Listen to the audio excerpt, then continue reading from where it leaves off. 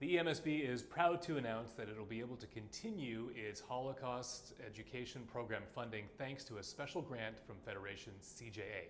We are here at the Holocaust Museum. JFK students, John F. Kennedy High School, grade 11, took a tour a few minutes ago. We'll talk to some students about the impact of the tour. We'll also talk to Paula, Killian, EMSB Commissioner, and Sarah Fogg, Director of Communications here at the Montreal Holocaust Museum.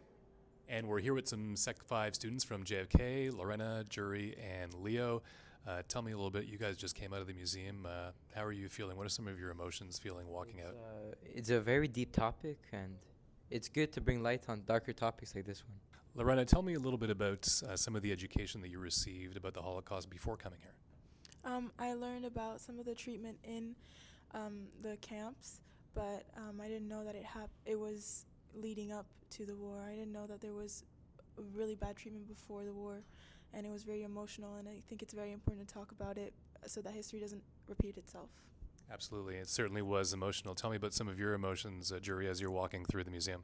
I felt like it was like a very deep topic that a lot of people don't talk about.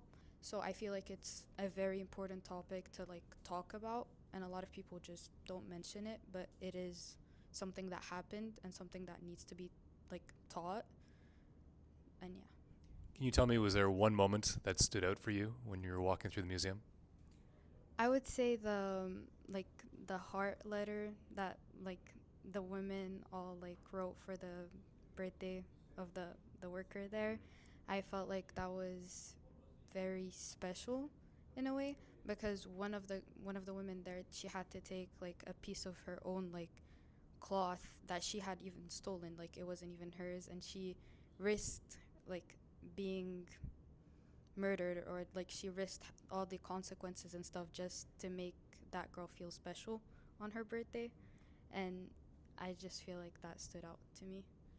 Lorena, was there one moment that stood out for you as you're walking through the Holocaust Museum today? Yeah, there was a clip of how people were living in the ghettos and how they were treated and how much food that they were getting. It was made to last them a week, but they ate it all in 2 days because of how little of a portion that it was. And I saw how thin the kids were and everyone was, and it was just, I got a little bit emotional during that. Yeah. Leo, I'm going to ask you the same. Was there a moment walking through the museum that really stood out to you? Me, it was when we saw the Auschwitz outfits, the white and blue outfits. It really stood out to me because given that you're basically a prisoner and you have to wear these bright colors, it doesn't symbolize hope that since you're bright. It means that basically you're going to be stranded there. And still, not you owning that piece of paper, the piece of a cloth, but it's lended to you. So if you were to rip it or lose a button, for example, you could get a beaten or even die just because of you ripped a simple piece of cloth that could be easily repaired. Why do you think it was so important for you guys to be here today? Because as a younger generation, if we were to not learn about this, then it could easily blow over us and we couldn't teach the next generation and so on. Yeah, I'll ask you guys quickly, why was it so important for your class to be here today and witness what you saw in the museum? Like I said before, I think it's important to talk about because so that history doesn't repeat itself, and it's a very important topic, and I think a lot of people even now still don't believe that it happened, and I think it's just a very important topic. Thank you guys for joining us. Thank you. Joined by Paula, Killian, EMSB Commissioner. Thanks for joining us. Welcome. Talk to us first right off the bat, the EMSB's commitment to Holocaust education. This was one of the reasons why I decided to run as a commissioner, actually. With the anti-Semitism that was exploding in my city, I was very appalled and terrified. I have I'm raising 2 Jewish children. And my dear friend, Maria Corsi, talked to me about perhaps running as a commissioner, and I said, I don't think I can. And she said, you can do a lot more to support your community as a commissioner than you can on Facebook. Tell me about the importance of this program and the collaboration and the funding from Federation CJA. Here, it was not just about the Holocaust. The depth that the tour guide went into in terms of European history was, I think, extremely important. The kids don't know it yet because they didn't talk about that when they were saying what the impact was on them, but I can tell you that I'm sure that aspect opened up their horizons incredibly. And this was your first visit. Yes. We just had a tour. We walked out about 5 minutes ago. Tell me about your emotions right now as you left the museum. It's a familiar story, unfortunately. I do know a number of Holocaust survivors in my own family, my father-in-law, my mother-in-law as well, but my father-in-law particularly was very touched by a lot of the things that they were talking about. For example, the Righteous Among the Nations was mentioned, one of them being Raoul Wallenberg, and my father-in-law's family, a number of his family members were saved by Raoul Wallenberg. Wow. And just, he also tells the story of he was playing at a friend's house who were Christian, and the Arrow Cross came to that house looking for Jewish kids. And the mom said, oh no, they're both my sons. And he was a child, and they went on. And so he didn't get rounded up. His mother eventually did get rounded up, and she did go to concentration camps. She survived, thankfully. It was towards the end of the war.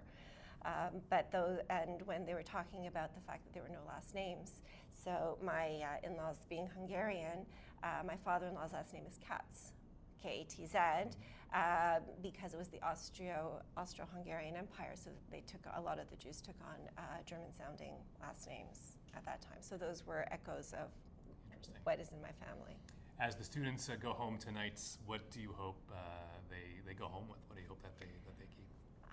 Well, they seem to really get shocked at the population numbers, and this is something that I personally talk to a lot of people about. When I say the numbers of Jews has not exceeded what it was pre-World War II.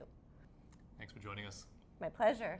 Sarah Fogg is the Communications Director of the Montreal Holocaust Museum. Thanks for joining us. Thanks so much for being here. Talk a little bit about the collaboration between the EMSB and Federation CJA with the Holocaust Museum. Well, we're so excited that this opportunity has returned. It's wonderful to see the leadership of Federation and the EMSB in supporting Holocaust education. Their visit means so much to us. It's really crucial that as many students as possible come to learn about this history and its relevance today. And why does it mean so much? Talk to us a little bit about the students and how you hope it impacts them. Well, I think we heard a little bit from the students earlier, and they expressed it beautifully, that when you come here, you learn things about history, you learn about the Jewish people in ways that you couldn't have otherwise. Our museum does a really tremendous job of unpacking myths and stereotypes, but also in putting a human face on the consequences of the Holocaust and on the consequences of hate, honestly.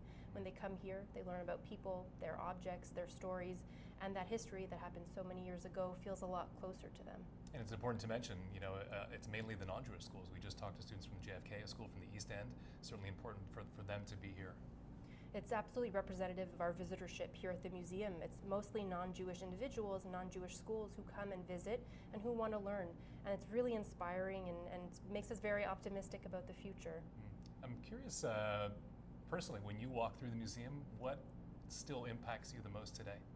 I love seeing the museum full of visitors. I think I've gotten to know so many of the wonderful survivors and their families behind these objects. Just standing here next to Fanya's heart, I know Fanya's family, I know Zlatka's family, and so I think they would appreciate knowing that their stories are being transmitted. Gives me a little bit of a chill actually to think about how many people are still learning these stories so many years later. Every time I talk to students, most of them bring up this heart. Why do you think that is? This heart really represents all of the values that I think our museum wants to transmit. When you come to visit this museum, we want you to understand the hardship, the horror, the persecution, but we also want you to understand that there's something that individuals did. They resisted, they fought back, they did what they could, and this is a symbol of resilience, resistance, and friendship during impossible times, and that really speaks to the legacy of the Holocaust as well. It's that responsibility to stand up for others and the human rights of others.